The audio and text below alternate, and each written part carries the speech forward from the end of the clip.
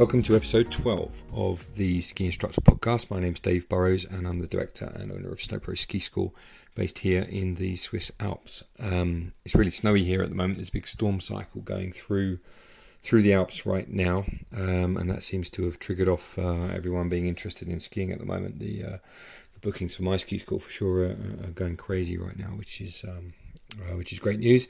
I've been out and about a little bit also. I took a trip to the Southern Alps. I went to Cervinia through the Grand St Bernard Tunnel.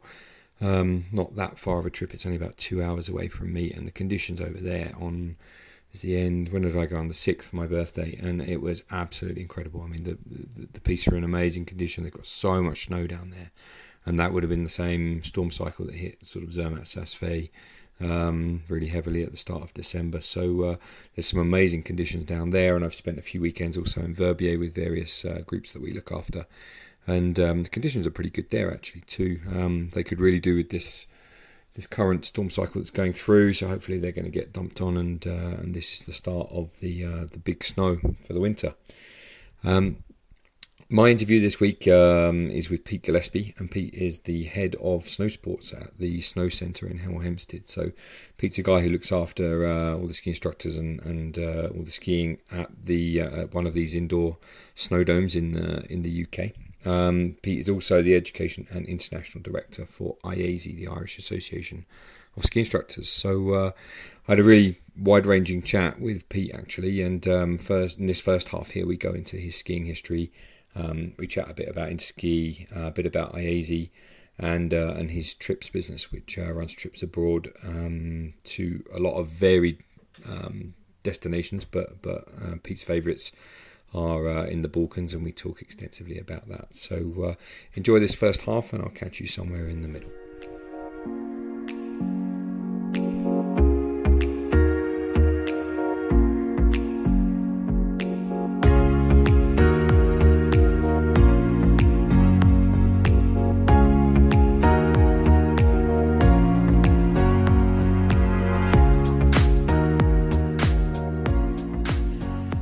Welcome to the Ski Instructor Podcast, Pete Gillespie. How are you? Thanks, Dave. Yeah, really good. Really good to catch up with you. It's been, I know we've discussed this for quite some time and never managed to get the schedules together, but yeah, here we are. So I'm sitting in a room at the Snow Centre in Hemel Hempstead, and you're in the Swiss Alps, no doubt. And yeah, we're connected. That's great. Yeah, it's brilliant. I'm looking out my window and I can see Villars across the valley, and I can see Grion. And the slopes of Grion are covered, which is great. Ski slopes are opening up everywhere. I mean, so Verbier, I lost you there, Dave. Yeah, Verbier is open at the moment down to Rouenet. Conditions are brilliant there. I was there on Saturday. So yeah, man, it's great, you know. And they've had loads of snow in the Southern Alps. I'm off to Cervinia on Friday just for a day ski with a bunch of my mates. And It's gonna be really good. It's gonna be really good. So you doing some training in Cervinia, or just having a day No, out? I always used to go to Cervinia on my birthday because I love Cervinia. So it's my birthday on Friday, and I just love it there. I really love it. The pistes are amazing. All the pistes in Cervinia, I'm sure you've been, are all just the right pitch to get some really nice turns in. Yeah, you know, it's a good motorway skiing there, isn't it? Am I right to think that? It's good for those kind of long turns and really cranking it over. Yeah, exactly. I'm not sure I count as someone who can really crank it over, but for sure, I'm looking forward to going. Gonna have a nice Italian lunch, bit of pizza. It's gonna be brilliant. Fantastic. Yeah, so it's all good. It's all good. And tell me, what are the conditions like in the Snow Centre this morning? Because you've been teaching already, haven't you? Yeah, really good today actually. So it's really nice and firm, and we tend to find sort of the early hour or so. The snow's obviously been set overnight, groomed, so it's rock hard. So it's good for sort of grippy turns, and then throughout the day it gets a bit more variable, just like it would on a mountain. So the way in which we program the lessons is to kind of allow for people to get what they need out of the conditions. Obviously, some people want flat and groomed, so we advise early if you want to do a lesson involving carving or something. Some people want to understand how they can adapt the skin to variable snow, so better off to do that in the evening. Oh, that's cool. Does it change? Like, can you change the snow if you wanted to? Or well, our snow technician, a guy called Dave Wilson, is one of the top people in the world actually at understanding how this stuff works. He can change the consistency and if we want to build things or make bumps or build kickers, and he's a real expert in that. Yeah. But the snow actually on the slope changes as it would on a mountain, just with use. I mean, obviously we don't get the temperature difference in the snow centre. It tends to be sort of -2 most of the time, unless they're making snow and they chill it down. But as people move around it, just on a mountain, they chop it up and make it more variable. And some people absolutely love that because it's a challenge. And obviously people that maybe want a flatter slope would just program their session earlier on during the day. Oh, right. Oh, that's cool. I didn't realise it varied. I just assumed it was like this sort of never-changing environment. But no. So it's just as varied as a mountain. I mean, people often ask me about the snow. And I describe it as it's real snow, just made artificially. In other words, there's no chemical or anything like that in it. It's just water and cold air, and it just goes through a process which creates very much like the stuff that they use, obviously, in a mountain environment. That's it. Real snow made artificially. Wow. Okay. Well, while we're on the topic of Hemel Hempstead Indoor Snow Centre, it's where I learned. I think I talked to Warren about this on a previous podcast. So I learned when it was a dry slope before you put the roof on it, and I learned there with my school before we went off on our kind of Austrian ski trip back when I was younger. And I've sort of got fond memories of the place. I used to ski there a lot. Not so much these days because I live out here all the time. But it's what I think I've written to you about this before. Is that the work that you guys do there that makes us guys out here in the mountains, it makes our life so easy because the number of people that I've spoken to, the number of clients that come out and they say, oh yeah, I did some lessons indoors in Hemel or somewhere like that, just to get a bit of a head start on our holiday. It makes such a difference to the people when they come out here. It's brilliant. And thank you to you, and thank you to all your staff and all the guys that do all the work inside, because I think it's brilliant. It really is. Oh, that's good to hear, and I'm glad that we make a difference to people's experiences. When they go off on their holiday, because for the majority of people, skiing is something that they do because they want to have fun and make a holiday and make some memories with their family. So if we can accelerate their progress, then that obviously helps. But of course, we are also an experience. So people come to us and they have a unique experience skiing on snow just north of London, and maybe they have no plan to go to a mountain. But if we can create an interest, then that benefits all the industry, because obviously you guys then get to see these people as well. I think what helps is a number of us involved in the business here have been professional ski instructors, in the environment that you work in as well. So we've got a bit of an idea of what people are going to. Yeah. So that obviously helps. That helps with us programming our lessons. It helps a little bit with the philosophy that we use. It helps with the sort of shaping and training of our team so they can deliver the right experience. So there's a bit of synergy, I think, between the indoor environment and the outdoor environment. Certainly one that we're aware of and we try to harness to get the best out of. Yeah, for sure. It's really important. And like I say, I think, you're right. You're doing your own experience kind of thing, but it's just the shortcut is so good for people coming out here on holiday. They don't have to lose that kind of 2 hours. Kind of doing, maybe a day or two. Do you think if they've not skied before? I mean, I'm not sure how I think what sort of levels of people come out to. There's actually a guest of yours that also skis regularly with me here, so that again shows what I call the loop. We've got someone that goes out and skis with you, and then she comes back and she has a couple of regular lessons with me, and that's brilliant. That kind of loop bounces backwards and forwards all year round. It does, and it's just, even if it's just to get the kind of introductory stuff out of the way, all that kind of, this is a ski, pushing around on one ski, then 2 skis and moving around, all that stuff, exactly. Which is kind of dead time when people are on holiday.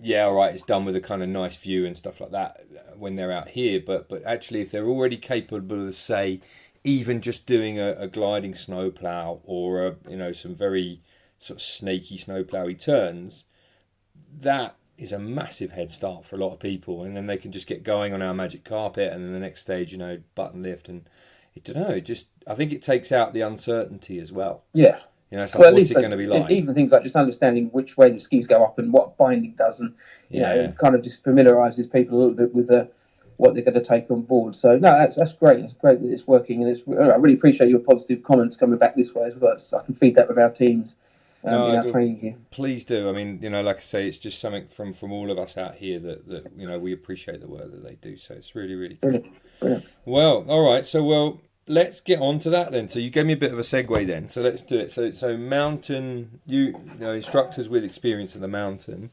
where everyone.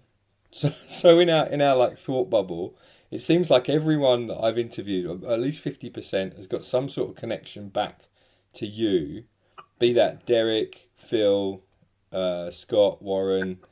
You kind of have cropped up a lot, which is kind of why I wanted to get you. Why I wanted to get you on the podcast. Did you? How did you get going in skiing? What's your story? Okay, so you can tell by my accent that I'm kind of from the south of England. I grew up in Hemel Hempstead. Okay. My mother's side of the family are Austrian. Okay. My father's side of the family were from Ireland. So we have a real sort of mixed heritage. But growing up in Hemel Hempstead, the very dry ski slope that you mentioned you learnt on was obviously my local hill. Okay. So as a youngster, as a kid, that would be my passion, would be to come and practice skiing. And I joined the race club, and I was never really good at that, to be fair, but it sort of harnessed some skills, and it gave me a real interest in skiing. And in those days we would visit the Alps for a vacation, a winter vacation, once if we were lucky. And we had family living in Austria, so maybe we'd go out in the summer. But my first skiing experience would have been on the plastic slope, so outdoor plastic slope, the very one that you learnt on. Yeah. My real snow experience was a really strange one. We went to Zillertal in Austria in August for a family vacation. Okay. And my father took us up onto the Hintertux Glacier in August, where I sat in the restaurant there and watched these people coming down, which would then, the glacier still came right down to the Tuxerferner House, the kind of main restaurant there. And I was just bemused and amazed that it's August and there's snow and these people are having such fun. Yeah. So that kind of kick-started my interest. When I went home, I was like, I want to be a ski instructor, and of course, back in the day that would have been in the sort of late 80s. My career officer wasn't really overly impressed with, hey, what are you gonna do when you leave school? I'm gonna be a ski instructor. He was like, no, you're not, don't be silly. But I ignored that advice, which I'm glad I did, and just pursued this as a profession. So starting on the plastic slope, with what was then the English Ski Council, is now Snowsport England. I don't know if you're familiar with that organisation, but they ran a series of awards for basic ski instructor awards to get you qualified so that you could teach on your local hill. Okay. So that was my first kind of qualification pathway. Yeah. And then that kind of progressed into BASI for a while, because that was the next logical step would be, okay, let's get a qualification that's based in a mountain environment. At that time, BASI was very much about Scotland and the mountains, and the English Ski Council, now Snowsport England, was very much about domestic skiing, on the many dry ski slopes that existed in England at that time. So I did what was then called it was called a foundation or a logbook. It was quite a while ago. Yeah. And it was like a bit like your level 1, but it wasn't called a level 1. It was called a logbook. Yeah. And then you went on and done your level 2. Now during this period, I was fortunate enough to meet a guy called Toby Fischl. I don't know if you've come across Toby at all. Wow, Toby's coming out to work for me might for a week this podcast in the future, but that'll be a long one though, eh? Hi to Toby. Hi to Toby, by the way. I know he just strolled up at the bottom of a training session that I was involved in on the dry slope one day, and started talking to me. And he, as you know, he's Austrian, Austrian guy. Yeah. And he showed a real interest in what we were doing, and I got talking to him. I was only about 17 or 18 at the time, and he said, "You want to come and work in Austria for the Austrian Ski School? I've got some connections. I live in a place called Seefeld, which is in Tyrol." Still there. And I thought, do you know what? That'd be a brilliant idea. So I discussed it with my family, and at that time they weren't overly impressed on taking sort of foreigners, so to speak. There was no EU at that time, and so I actually had to kind of prove some sort of ancestry to Austria. So I remember getting a copy of my nan's passport, which Toby sort of took back and said, look, this guy, lives in England, but he's got a bit of a heritage in Austria. He's really interested in coming to work. He's got some basic qualifications, and they took me on board. So, but you spoke German, right? my first seasons were working in Seyfeld, where I worked Right. there for quite a few years. And then Right. whilst I was there, I was fortunate enough to be able to take the Anwärter, which is the sort of Austrian level 1. Yes. Yeah. And they required that. They wanted us to sort of do their courses, which I thought was fair enough, their system. So did the Austrian courses, qualified there, and then continued to work through Basie as well at the time when the qualification structure was slightly different. It was you did sort of foundation and then you 3, 2, 1, 1 being the highest. Yes. Obviously now it's reversed. It's now 1, 2, 3, 4. Yeah. So sort of progressed through that route parallel to working in Seyfeld at the time. So that's kind of the early story. All right.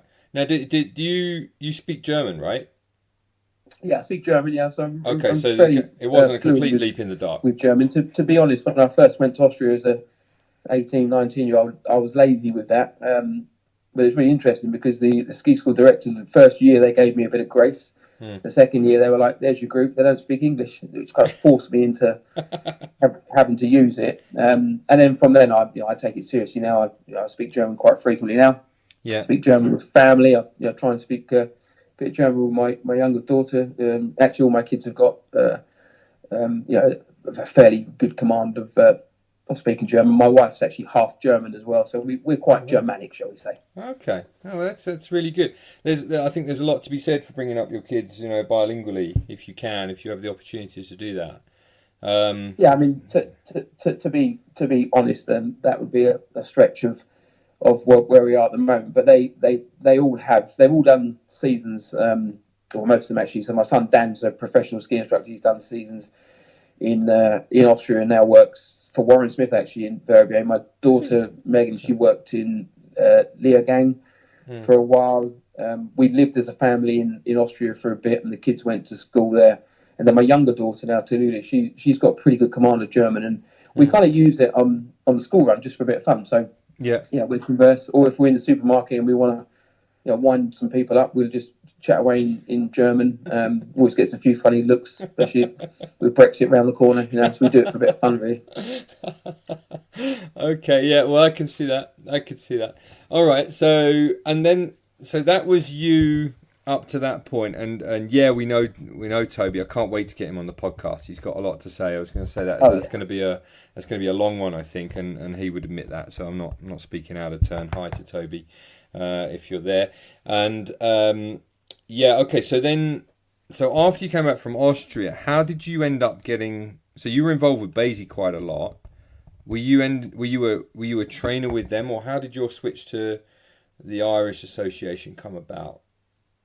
Yeah, so it was just kind of mixing with people from different backgrounds and different qualification structures and different interests, and we kind of this place actually the ski centre before it was the snow centre became a hub, and that's what we still try to drive here. So at this centre, when it was a plastic slope, we had Warren Smith working. I mean, if you threw a stone from where our current site is, it would probably land on where Warren grew up. Yeah.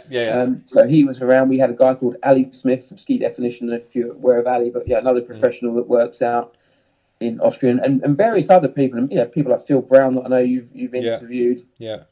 This became a bit of a hub. So people were going away and doing things and then coming back and kind of sharing their knowledge and ideas. And for me, it was natural because I decided I wanted to be a professional ski instructor. It was natural that I would progress through the Basie system and see what opportunities that threw up. So I worked through the Basie levels and then was a trainer for Basie for about 8 years, which was a brilliant experience and one that I really enjoyed. So delivered many courses in many places.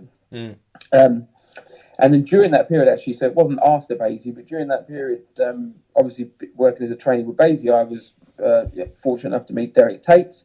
Yeah. And Derek was involved in IASI, and he invited me to come along as a kind of a guest trainer on some IASI courses, which were brilliant. So that was another avenue. I mean, at that point in my career, I was trying to be involved in as many things as I could because obviously it gives you more opportunity. Yeah. And actually, none of it was conflicting. It was all working quite well. So that's kind of how we got involved in, or how I got involved in IASI. It was really through being invited by Derek, and then running some of their courses on their slope over in Dublin. That was more refresher courses or Ski Club of Ireland refreshers we used to run. So they're not directly run by IASI, but there's lots of IASI influence there. And at that time, actually, Derek was inviting Basie trainers over as well. So there was just a good pooling of people, all at the kind of right time. So yeah, so my career in Basie was an enjoyable one, and I'm still a proud Basie member. I still hold my membership with Basie, but also hold memberships with other organisations so that I can get more of a broader view on skiing rather than just have one fixed idea. So I read a lot of the Austrian stuff. I'm a member of Swiss Snowsports like yourself, so I get the magazines. Yeah. I'm a member of IASI. Obviously, I'm still an educator and director.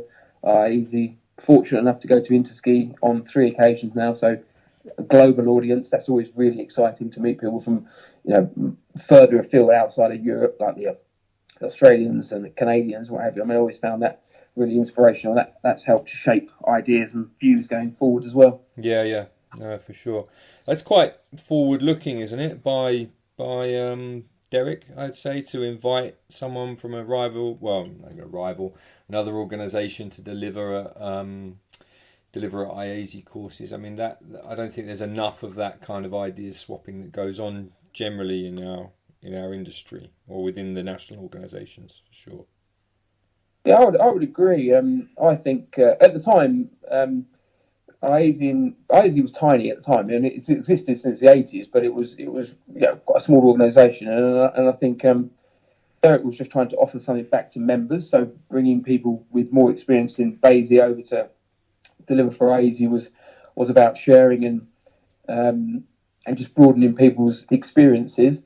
And I agree with you. I think that we can all become a bit too tribal, and sometimes I've looked at the industry and seen this organisation, as opposed to that organisation, and they're trying to shake our ground over here, and we're better than them at that. And I find that bizarre because it's not at all how we work in our business. Actually, we're very open. We're very much about trying to learn and exchange ideas and offer experiences. And I think there's so much that people can learn from just being a bit broader. So rather than withdraw and be defensive, just kind of look at opportunities that exist and try and exploit them for the betterment of everybody, really.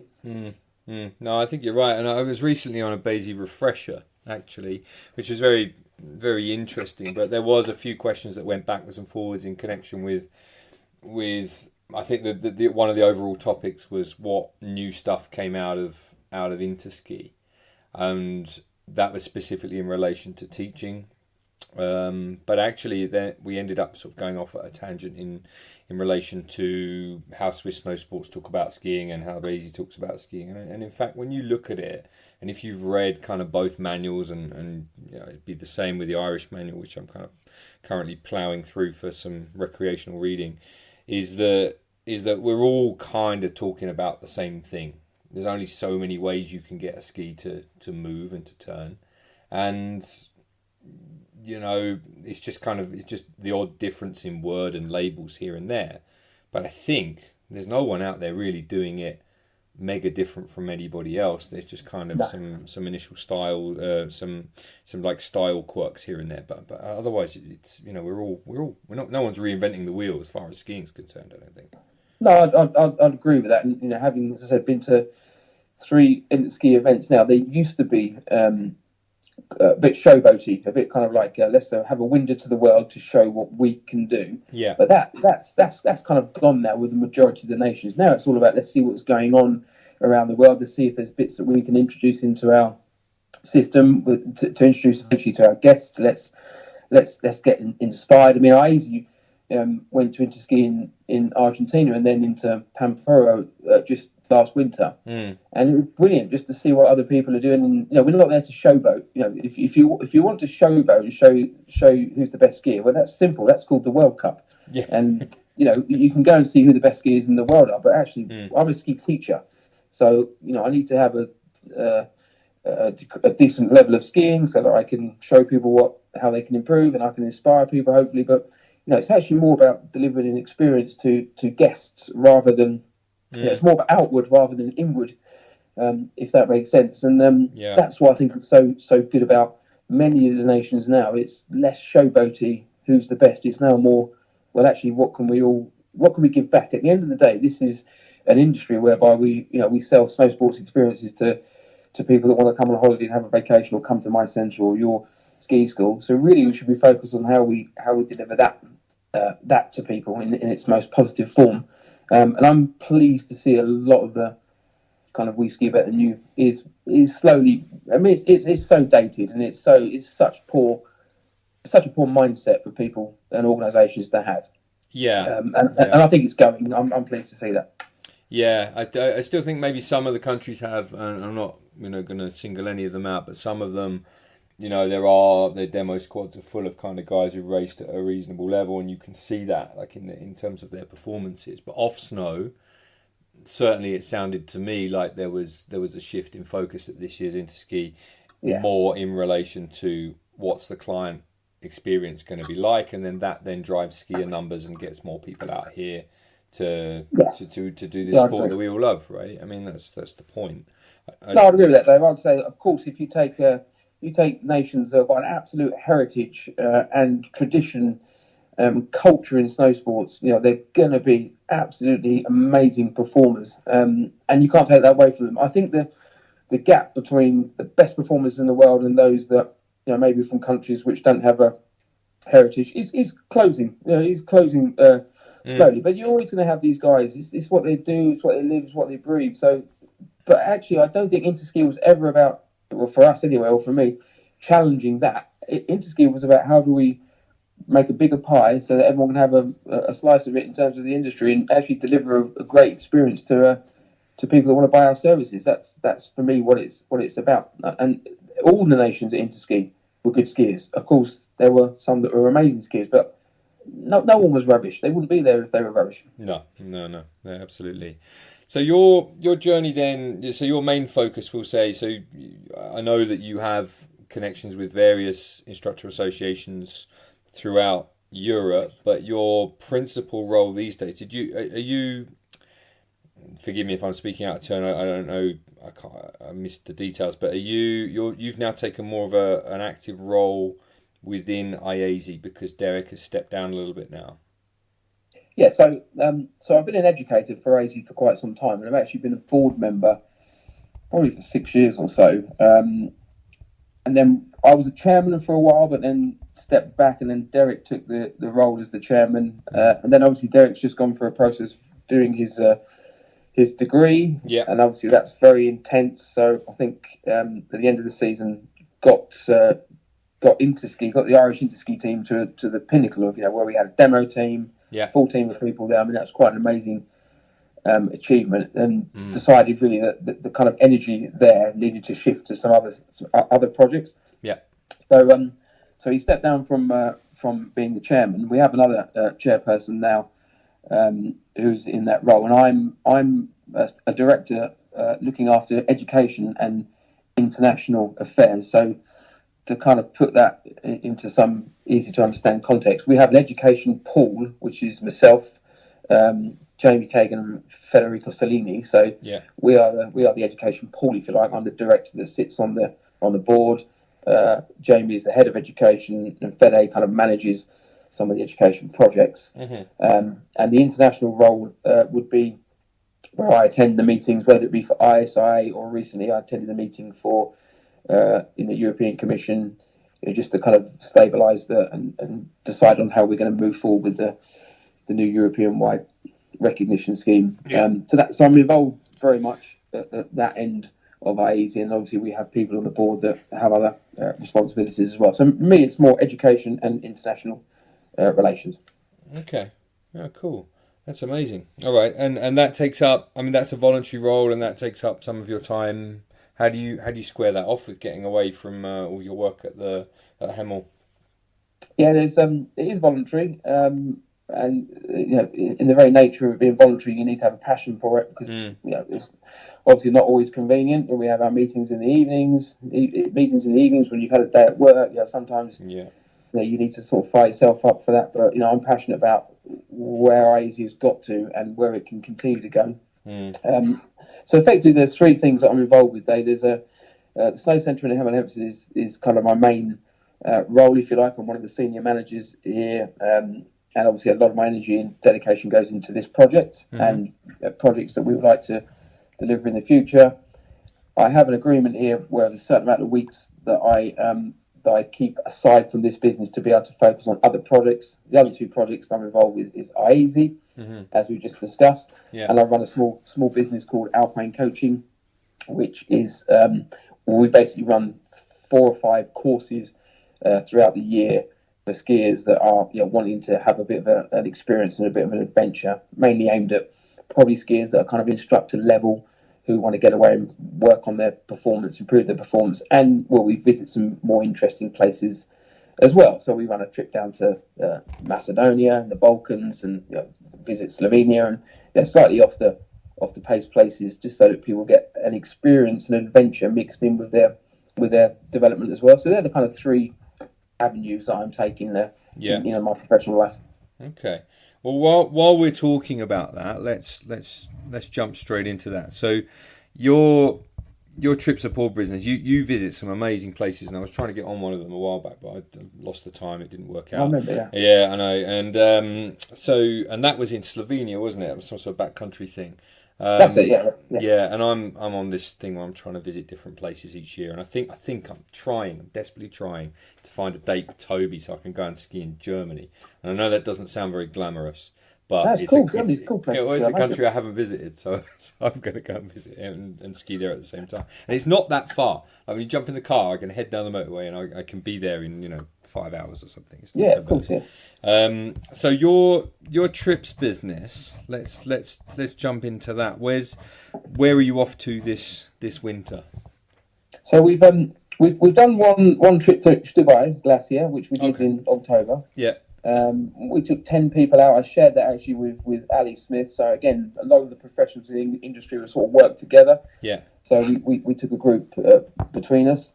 So that was 3 or 4 days, some technical skiing, because obviously it's on a glacier and the snow conditions at that time of year they are what they are. You're not going to be getting off the side or anything like that. No. The next trip I'll make will be actually on Saturday. So our hub, if you like, our kind of base is Hintertux Glacier. It has been for many years. Yeah. Because great facilities, good snow record, great hotels. Yeah. So I'll have 40 people out there for a week, starting next week. So that's probably the biggest course we run.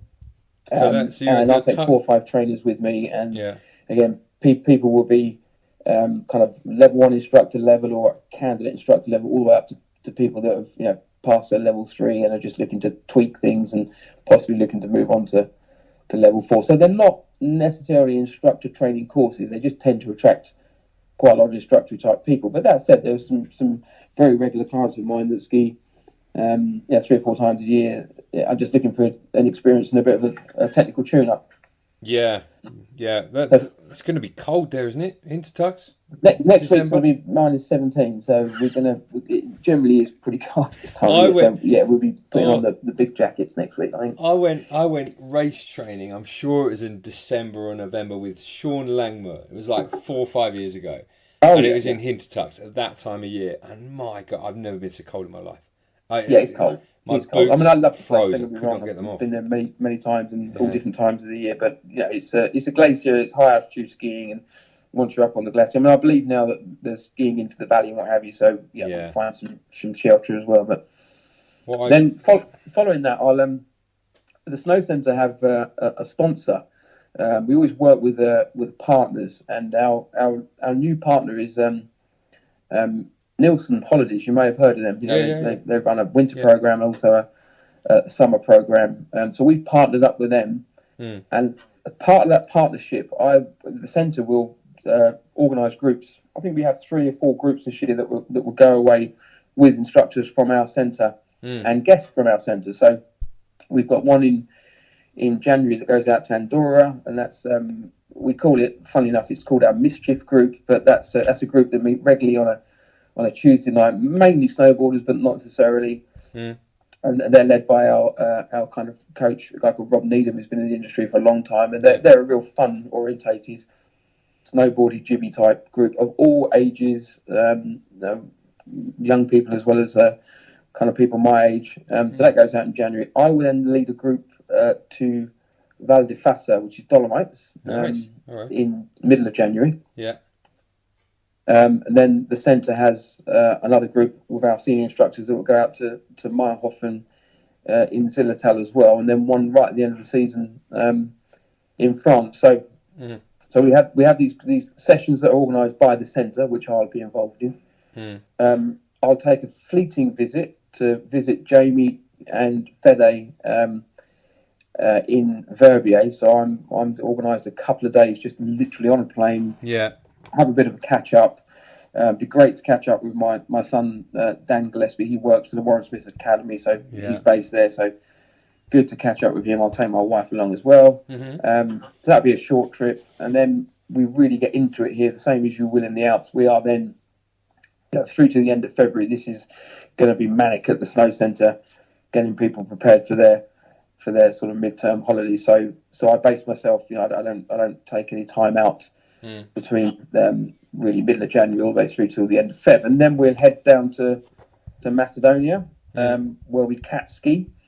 So there's an great operation down there called Shah Outdoors, professional guides, brilliant people. So we'll do a couple of days cat skiing, and I'll lead a few tours as well. So we'll do a bit of skinning. Interesting place, Macedonia. I mean, it's obviously a bit broken up in terms of service levels, but the people are wonderful, and the mountains are fascinating, and there's fantastic snow conditions there.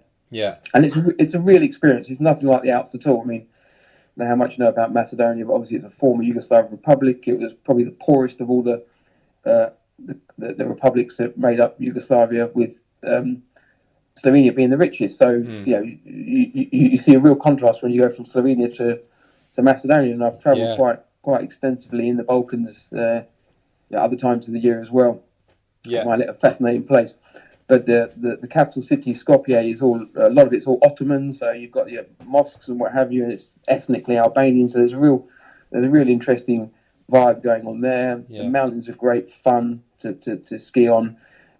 So we have a fantastic kind of. It's kind of the weirdest place you can go without going too far out of Europe, really. I mean, it feels like you're probably in sort of Central Asia when you're there. It's got a real vibe to it. It's a great place. I highly recommend it. And cheap as chips. Unbelievably cheap. Yeah. When are you going there? 27th of February we head down there for. I think we'll probably ski for 5 days. So we tend to do shortish trips in and out. Damn, I really fancy that one, but I'm working. Damn it. Okay. What you got going on in March? I'd imagine that's one of your busy periods, and then we come home for a few weeks, and then we head to Slovenia, where I found it's no surprise or no secret. Slovenia is probably one of my most favourite countries in the whole world. Yeah. I visit it quite frequently. It's very, very close to where my family live. They're just over the border in a place called Bad Kirchheim, which is in Canton or Carinthia in Austria. Yeah. So Slovenia is a short drive, 50-minute drive to places that people would know, like Lake Bled. I mean, that's like most people know Lake Bled. But if you drive a bit further up the valley, you come to Lake Bohin, which is actually, I think, nicer. It's more natural. There's less kind of tourism around there. But just above Lake Bohin, there's a little ski area called Vogel.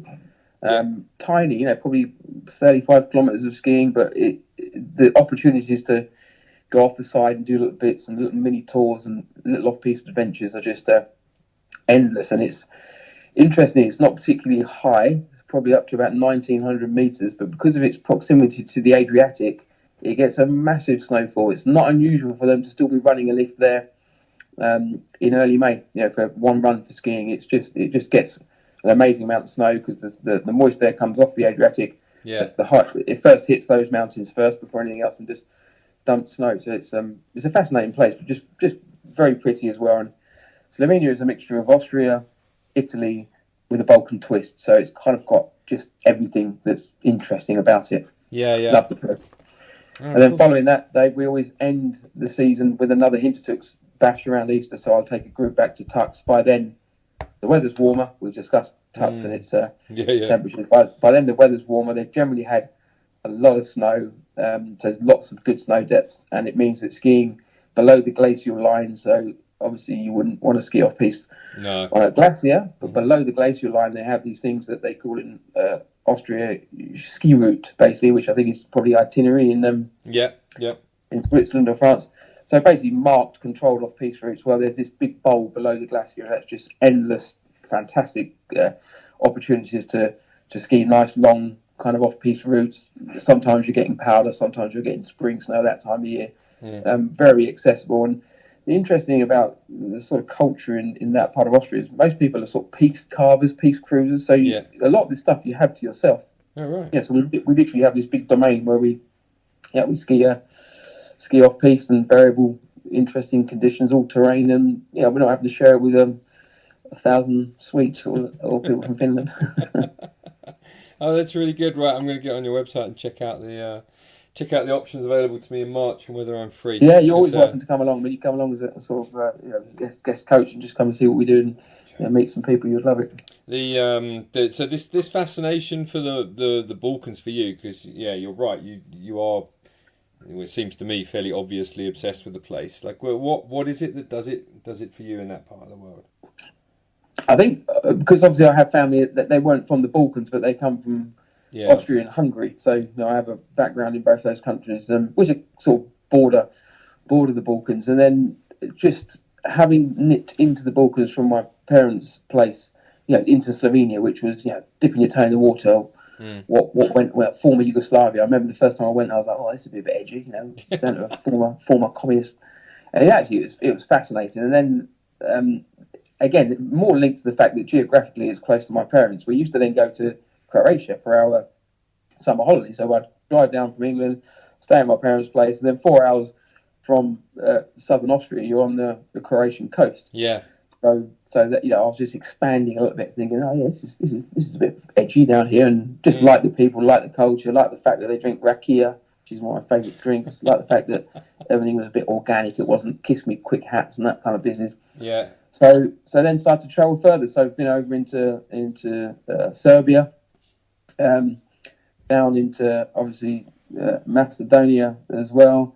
Had a couple of trips to Bosnia, which is such a fascinating country because you're then getting the kind of the real clash of the Austro-Hungarian Empire, which would be Vienna and Budapest, and then clashed right next to it. You're getting the Ottoman Empire. So literally in Sarajevo, you walk down the street and there's a line in the street that's kind of is a demarcation between Austro-Hungary and the Ottoman Empire. And it's fascinating. So all the mosques and the culture that was there as well. But also the history of the place fascinates me, how it changed hands from Austro-Hungary. Ottomans had a big part there. Then it became Yugoslavia, and then that broke up. And we all know, if you grew up in the 90s, if you was an adult in the 90s, you'd be aware of the brutality that took place there, which fascinates me, how people can still kind of have that level of hatred. So I guess I'm fascinated by the history as well. But it is a very interesting place with an amazing culture. I'd recommend anyone who wants a bit of adventure and doesn't want to fly 7 or 8 hours. You can find it in the Balkans. I haven't been to Albania, but that'd be my next port of call would be to go and have a look around there as well. I have to say, I skied. That must be 2 years ago in Romania. So my wife is Romanian, and I love that country. Like it's like you say, it's kind of a bit it's a bit rough around the edges, same as Balkans maybe, but the people are so friendly and there's so much energy in these countries compared to sort of what you call, I don't know, maybe older, not older, that's the wrong word, but older sort of capitalist societies on like the UK and whatever. There's this sort of raw kind of post-communism energy that really drives those countries on. I find it so refreshing to go there. I think you obviously you have an understanding of that with your wife and travelling to Romania. I was saying, Dave, I had family who grew up in Hungary. I still have one very old aunt that I just visited actually. She's 94, still living in Hungary. So when we were growing up as kids in the UK. Yeah. Obviously, in those days, you'll remember this because I reckon you're probably in the same generation as me. The Iron Curtain existed. It was all very mystical what went on behind there. And I do remember we used to send clothes and things over, and travel was restricted. My auntie could visit, but not with her husband. They couldn't come together. And that kind of fascination with what went on over there, still to this day fascinates me. And now, I go to. I've just come back from Hungary. I was there at the weekend. I go once, twice a year, and to sort of listen to the stories that my grandmother would have told. She's now dead. It's her sister that I visit, my great aunt, and she would have lived through the back end of just as the Austro-Hungarian Empire collapsed. So she was born in 1924, so just a few years after that. And obviously entered the Second World War and then entered a period of 40 years of communism. And now obviously they're in the EU. So talking to someone from that generation is an absolute living history book that fascinates me, the whole thing. Yeah, no, for sure. And I have to say, it really, speaking to my wife about growing up under communism and what it was like, I really, really have to say, frustrating, without being overly political, the people that are advocating or the situation you've currently got in the UK at the moment, where you've almost got a kind of outright Marxist kind of opposition in Parliament. These guys, they don't know what they're advocating for, man. Like when you hear some of these stories about what it was like to grow up like that, it's absolutely extraordinary. It's just, absolutely, yeah. Well, maybe these people don't have that insight that you're lucky enough to have been witnessed to through your wife and me through family as well. Yeah, no, absolutely right.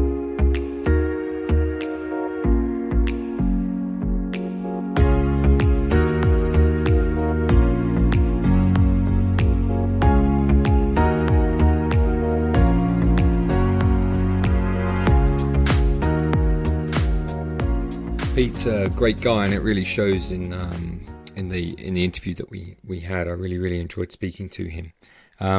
In part 2, as we carry on, we talk a little bit more about the Snow Centre, its operation, how it runs indoors. We also sort of tangent off onto the topic of a lot of younger age group race teams going indoors, doing their training there. That's something I've heard a lot about. From local race teams over the course of certainly the last 2 years, in terms of getting more repetition and less sort of days lost to wild sort of glacier summer weather. We also have a little bit on a sort of early season technical focuses, which I thought might be interesting to some of you. And we finish off with the usual kind of where you can find Pete, that kind of thing. So yeah, I wishing you all a very, very good season to come.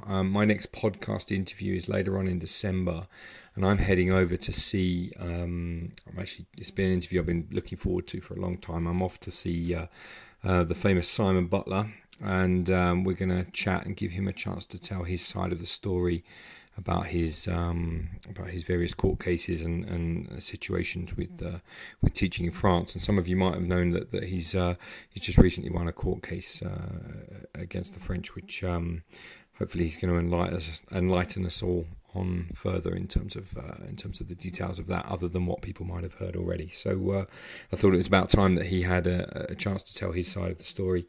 And hopefully this podcast is going to be able to do that for him. So enjoy the second half of the podcast, and I will see you on the next one, which will be maybe later on in December. Stay safe on the mountain, enjoy yourself, and enjoy all the fresh snow, and see you soon. Bye.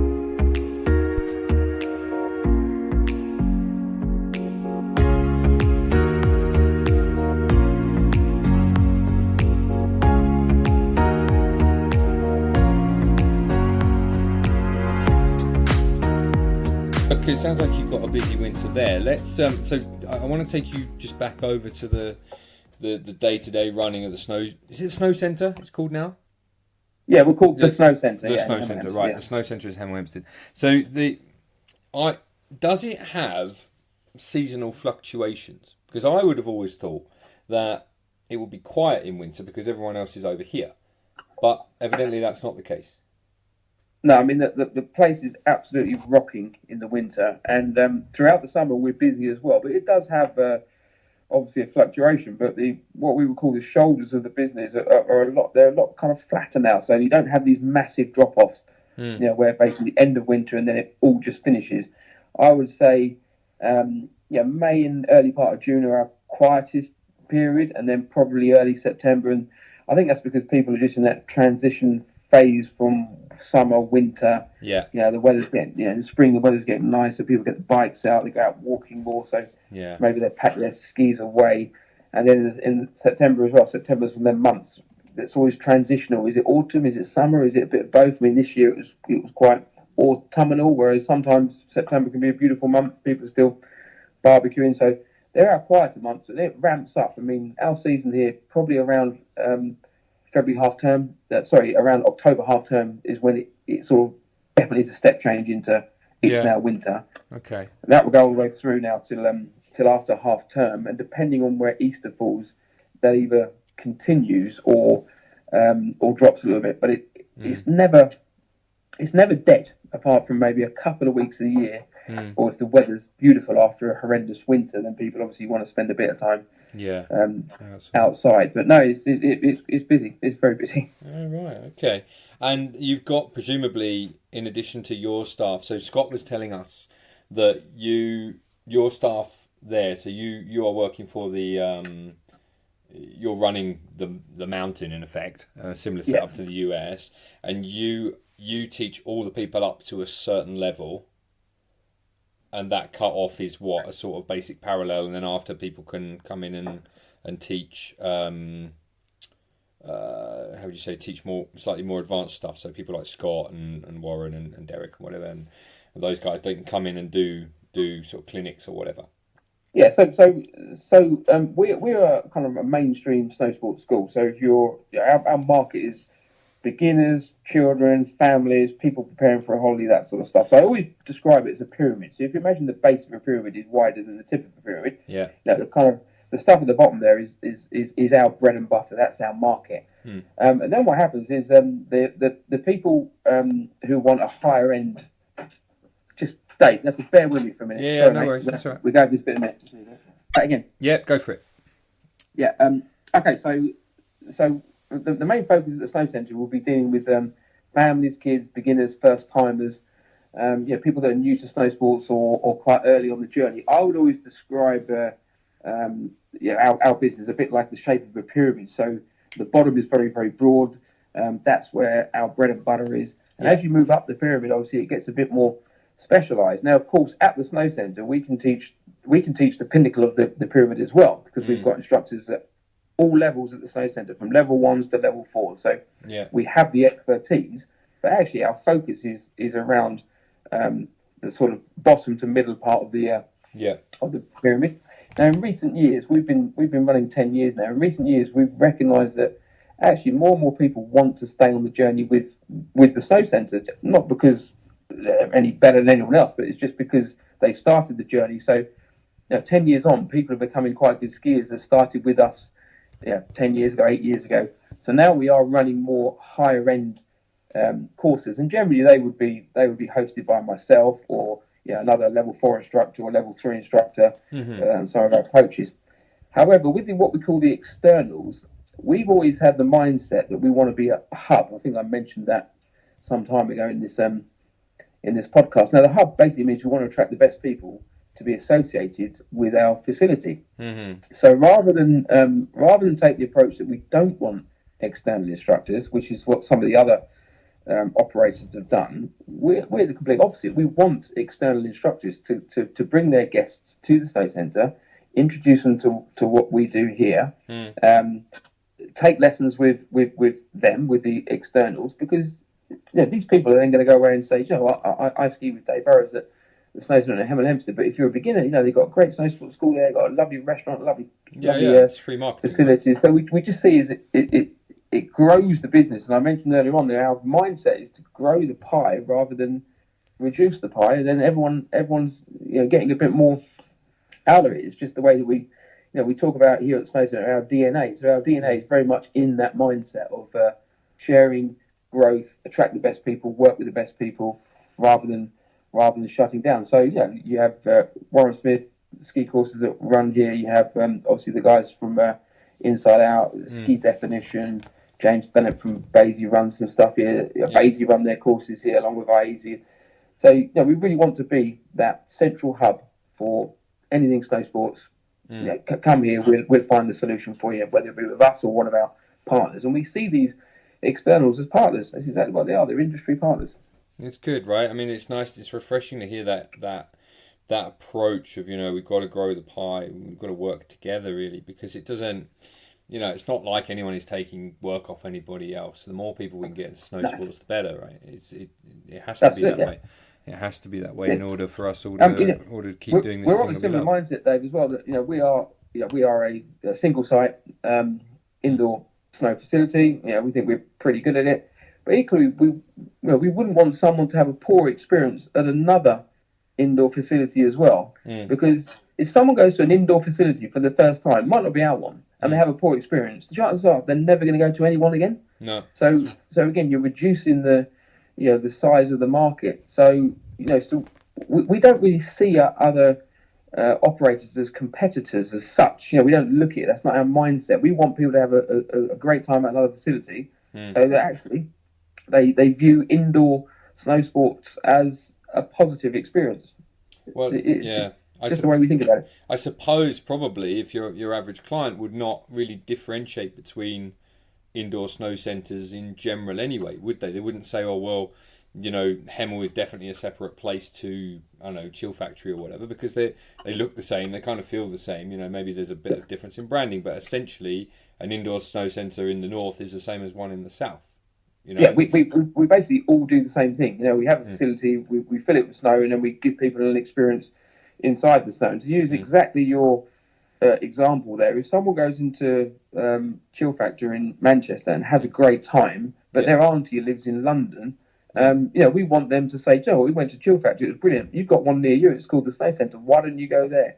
So everybody is getting we live in a society now where people live all over the place. So it's a way in which people can experience indoor snow as a positive experience. I'm pretty confident and proud of what we do here, and we're a great operator. But we don't have the mindset that we're better than anybody else.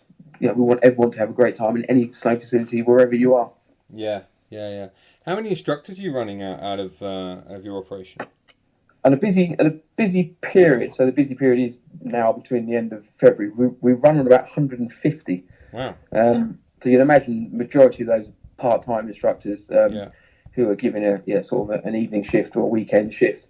And actually, there's probably a point where 200 would be what I need. We're always sort of scratching around a bit at the absolute peak. And then in the summer, that reduces probably down to sort of 50 or 60 core instructors that still keep the weekend shift or still keen to stay involved. And then others obviously go off and get involved in other summer activities, tennis and mountain biking and that kind of thing.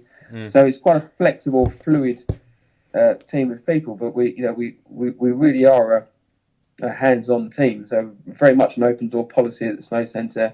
Access to the managing director, a guy called Ian Brown. Access to myself. Access to our marketing manager. It's all fluid, so that any team member at any level can we don't have a big hierarchy here. You'll often see our managing director Ian Brown handing up boots behind rental as you will sitting in a finance meeting. That's just the culture that we have, and we all have that DNA. So if I walk through the restaurant and there's a plate that's been left because the kitchen team are busy, then that plate's picked up by me and taken into to the kitchen, and I'll serve food. So it's just the way we've developed the culture of the business. That's interesting. That's really, really interesting. Can you compare that to the last podcast that we did with John at Aspen, and he's got, it's 1,500 instructors or something he said there, or 1,500 on his staff. It's by the nature of it, I think it has to be fairly hierarchical. But I quite like those flat instructors and structures rather, because I think it just kind of keeps everyone honest, doesn't it? Like sort of everyone is, I'm not better than you just because I've got a slightly better job title. We're all essentially out there because we love the same thing. No, exactly. That's exactly how we how we view the business. I mean, we're serious about what we do at the Snow Centre in terms of delivering a guest experience. We're serious. We like to call ourselves serious fun.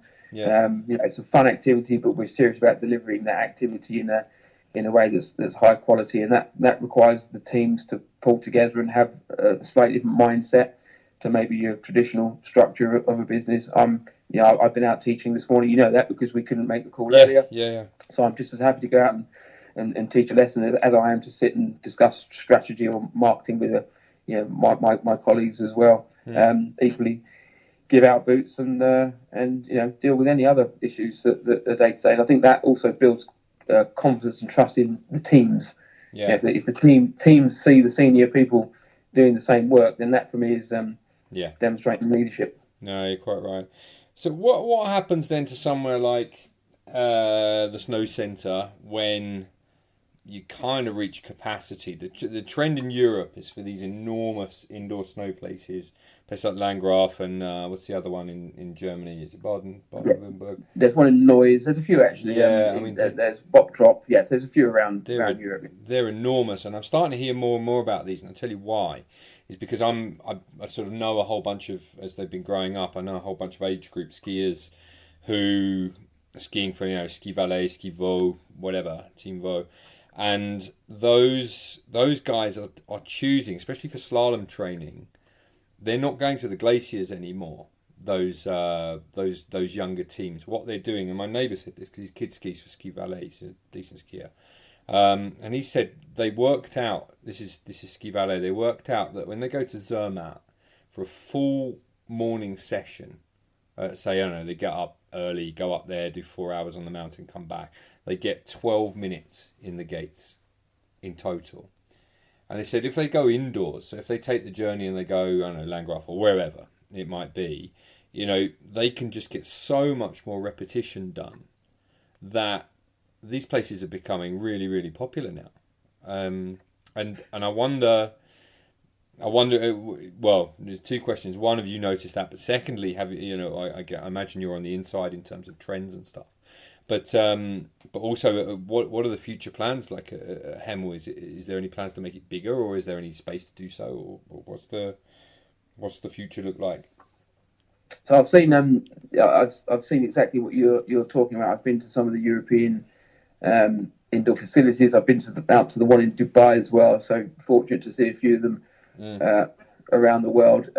Now that the market is slightly different, so this is where the European thing differs slightly. Now, Landgraf is a perfect example of a centre that has really set itself up to deal exactly with what you just described, race teams, and they do it to a really high level. And I think you're quite right. I think some of the top teams in the world will train indoors because they're not going to get blown off by the wind. The snow condition is going to remain pretty consistent. They're getting quick repetition. They're not far from the accommodation. Is not far from the training piece. Yeah. Often it's actually in the same building. Yeah. They've got gym. They've got nutrition. So it's kind of a micro training centre. So the European models tend to, from what I've seen, they tend to set themselves up as a kind of elite training centres, whereas we're more recreation. Going back to my pyramid analogy, we're dealing with the market of family, beginners, first timers. I mean, just look at our catchment area, London, one of the biggest cities in the world, 10 million people. And then if you branch out down to the south coast and out to the east as well, you're now probably looking at 20, 30 million people live within a short distance from our facilities. So our business is basically built around that demand. Then you've seen some huge centres going up in China, which I've not been to, but a few people I know have. So the indoor snow sports market is definitely emerging, I think, because people are looking for experiences these days. They've got a lot of choice. They can do anything pretty much from your phone. You can book any experience. You can go skydiving, you can go indoor skiing, you can go bowling, you can go go-kart, you can go to the Canary Islands. You can do whatever you want. Yeah. You can do it all within seconds of picking up your mobile phone. Yeah, so some of the centres tend to be more experience driven. Some of them tend to be more training driven. At the moment in the UK, all the existing centres are more based around that recreational experience. And actually, we've done the numbers and looked at like a megadome for us. We don't think would quite work. It would probably be too costly to be able to get a return or decent return. However, we do think that there is room in the country for some further indoor facilities. And obviously we are 100% committed to looking and exploring any opportunities that might arise. We're interested in being progressive as a business, and opening the second, third snow centre would be definitely something that we are committed to doing at some point when the correct opportunity comes forward. Okay, cool. All right. No, fine. I mean, so All right, interesting times for them for the indoor. I heard, and that sorry, that was you did touch on another point which I thought was really interesting. I heard on I think it was a PSIA podcast that they were talking about, and they just brought a US race team back from one of the indoor, one of the big ones. I can't remember what it was. It was in Germany somewhere, and they said exactly the same thing. They don't lose any time, right? They lose Yeah, so much more time on the snow, and then, like I say, the accommodate. You take your boots off and you walk straight into your room. So you don't have that's to it. schlep. It's not like Sas Fair. You schlep through halfway through the town, and you have to spend 40 minutes coming down on the lift. It's. I guess it's a question of maximising training for those guys. Yeah, I think you're right, and I think that's why they're so attractive to to teams because of what they can get into their day. Mm. Obviously, I've been up on the Sas Fair. In fact, I met you on the training Yeah, Sas that's Fair right. a couple of years ago now. Yeah, And as much as a great experience it is, you're not going to take away the beautiful mountains and the wonderful Swiss village, that mm. kind of thing. But it's quite a lot of travelling time, isn't there? You say you No, walk it's through the true. village, Yeah. you're on the lifts. The lifts then take a while. You get up the top, and then it's busy. And you Mm. for training as opposed to ski holiday experiences, training tends to take place on the glaciers out of season, and then holiday experiences kick in around about Christmas. Now, holiday experience is totally different. Yeah. I'm sure. I'm sure going to Sasfay or any Alpine resort, in a decent December day, it's a different experience to going there to train. Yes. Yes. Which we've done both. I'm Mm. sure you and I have both done both. I've gone to train on a glacier Mm. because I needed to get improved to get exams or take exams. Equally, Yeah. I've had holidays. We've been working with holiday makers. The two take place in the similar place, but have a different angle. So the indoor facilities, I think, are going to be quite fundamental in becoming training centres, mainly in Europe, because that's where a lot of the kind of teams are Mm. based. However, you may be aware that America are just opening their first indoor centre, which is just around the sort of New York area. Oh, really? Um, Okay. it's been built for 10 years and dormant, and I've seen Oh, that photos one of it, in and I think we've had meetings with the yeah, New Jersey or previous something. owners, and it Yeah. just sort of stood there and was a bit of a sort of ghost town. But Yeah. they've now got that fixed up. Snow is in, and I believe they open in the next week or two. So America has its first indoor facility Huh. opening very soon. Oh, that's cool. All right. Oh, it's happening everywhere. It is. Well, okay. Well, let's finish on something semi-technical. And I didn't put this on my list, so I'm ambushing you a little bit with it. But so I've got. Let me see on Saturday, and I don't know. I'm introducing this as a bit of a bit that it's pre-season, and maybe some ski instructors will be interested in it. But it's pre-season. I'm taking a group on Saturday, a big school group from an international school here, and it's part of their ski squad, and they're going to go and do some basics. My idea is to go up there. Some of them, it will be the first time they put on skis this year. I'm personally going to work on with them, lots of stuff to do with balance, being centered over the sort of middle of their skis most of the time, and then sort of working through the different ways that a ski turns and kind of different things related to that. What kind of early season advice would you be giving to, I don't know, a similar group or people just going out to the mountains, for the first time? Because well, not for the first time, but let's say when they go out on their vacation or training or whatever. Because this is, I don't think this podcast is only listened to by ski instructors anymore. So maybe that'll be useful for some people. Yeah, so what you described is pretty much on the same page. So this weekend I will start or we will run our second training course with Alpine Coaching, which will attract people of varying ability levels, but throughout the whole ability level, from the people that are kind of newer to what we're doing, all the way up to those that are training for, maybe their level 3 qualification or just good skiers. We will work on the first couple of days on standing well on the skis and balancing. So stance and balance. I'm a real believer that is a foundation of good skiing. Mm.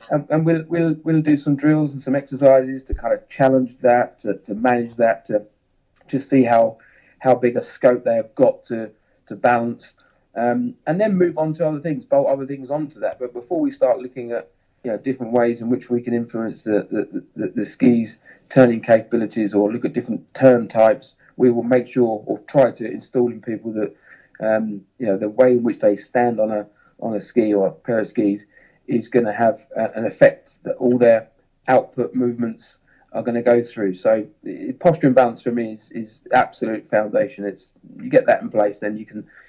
We always heard the analogy. I'm sure you heard it before. You don't build a house from the roof down. You build it from the foundation up, and that's how we would work. So yeah, absolutely. Yeah, it's true, isn't it? The only difficulty with that, and I had it last weekend as well with the other, or group one of this particular group, was that sometimes that can get a little bit old. I think if you're sort of 11 years old or 12 years old or whatever, so you kind of have to mix that up. You have to sort of find a bunch of things. I personally I split the morning and the afternoon. I said, right, if you give me your best efforts, this morning with all this tech stuff we're gonna do. Then this afternoon we'll do a bunch of fun stuff. So after that we were doing synchro and some other bits and pieces like cat and mouse and whatnot. And that seemed to be the right sort of pitch to do it. I don't think you can necessarily go down the route of doing sort of 4 or 5 hours of purely tech drills. I think it's probably a little bit too much. Yeah, I'd agree. I think that obviously it drains people as well in terms of their enthusiasm and their energy. So. A typical day for us would be to get up and have a warm-up run. You get on the mountain, have a warm-up run, sort of set the scene, see what we're dealing with, what's the weather like today, sunny, cold, windy, snowy, just get a bit of an idea, because that obviously would help with the planning of the day. And then you're quite right, a good hour and a half, 2 hours of kind of intense training, and then our afternoon sessions tend to be let's go for a ski and have a bit of fun, explore some new terrain, and actually see if any of the tech training has transferred over. So, we do drills to build skills. At some point you need to drop the drill and see if you've maintained the skill. So that's kind of the structure of our days, and you're bang on the nail there in terms of if the energy levels don't have some adaptation throughout the day in training, then I think people just switch off. So good plan. Well, this is the only problem we had with Verbier last weekend was that the light was really, really difficult, flat, and it was awful. Actually, you couldn't really see, and you couldn't see what was coming. So there was a bunch of fresh snow. It was snowing at the same time. It was really tough conditions, and I think those are the ones. As humans, we're quite visual animals, aren't we? Eyes are slap bang on the front of our head for a reason, and if you can't see the piste, you can't see the floor, you can't see the sort of the gradient, it makes it very, very difficult to be skiing very well. It affects me quite badly. I ski poorly when I can't see. How do you cope when you've got flat light?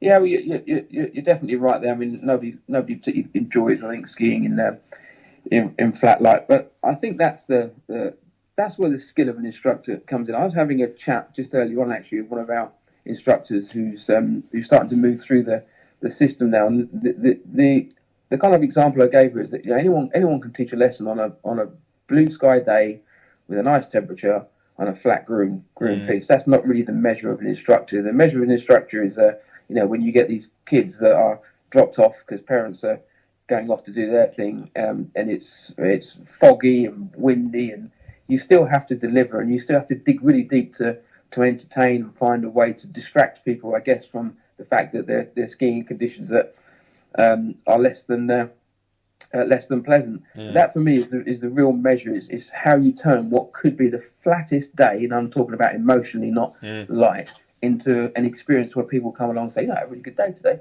And I do that with lots of distraction, lots of playing games and trying to be touchy feely and use that kind of external stuff that we all could be better at. When you can see 300-400 meters in front of you, you don't need to worry so much. But when really you can't see 2 meters in front of you, then you've got to really focus on how you're standing, and that can be turned into a fun activity. But yeah, of course, if you ask me what I want to go skiing in, I want to go skiing in blue skies and powder. But we also know that's not the reality of working as a ski instructor or being a skier on a mountain environment. No, especially the rain days. They're the worst, I think, the rain days. They're awful. They literally are the worst. the one that apologies out there if there's any of my clients listening, but the ones that you're sitting in the cafe and you're looking at it rain thinking, the client's going to call in a minute, aren't they? They're going to call, they're going to cancel. They have to. Why would you turn up in this? And it's difficult. Those days are real difficult. But that's the measure. That's the real measure of what we do as instructors. And as I say, it's not difficult to do it in easy conditions. No. And I've been in that situation where you're thinking, why would you want to ski in this? But of course, a lot of our guests, that visit the Alps from the UK, as an example, or from Ireland, it's precious time for them. Any time on the mountain is better than the time they may be spending in the office right? block in London or Dublin or somewhere. For us, we're thinking, guys, just have a cup of coffee. But for them, it's like, just want to be outdoors. Yeah, it's true. It's funny. The Swiss look at them and they think these people are crazy. They're skiing any weather.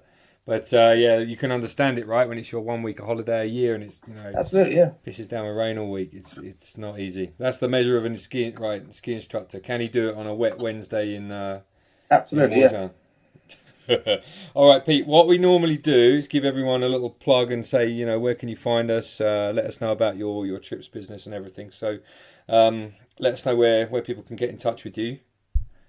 Yeah, so if you want to have a look at what we do at our centre, it's simply www.thesnowcentre.com. So that'll give you an overview of what takes place here. We've got a live cam on there and all the rest of it, so it's quite interesting.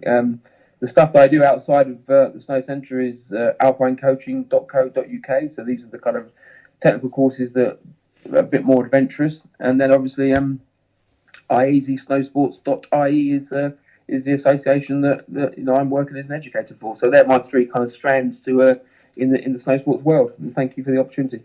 Mate, well, it's been brilliant to finally get this done. I know you're a busy man. I really, really appreciate you finding the time to chat and speak to everyone. So thank you very much, and I wish you a very pleasant season, both indoors and outdoors this winter. Thanks, Dave. Have a great season, and maybe we will catch up again at some point. Hopefully so. All right, man. Cheers, mate.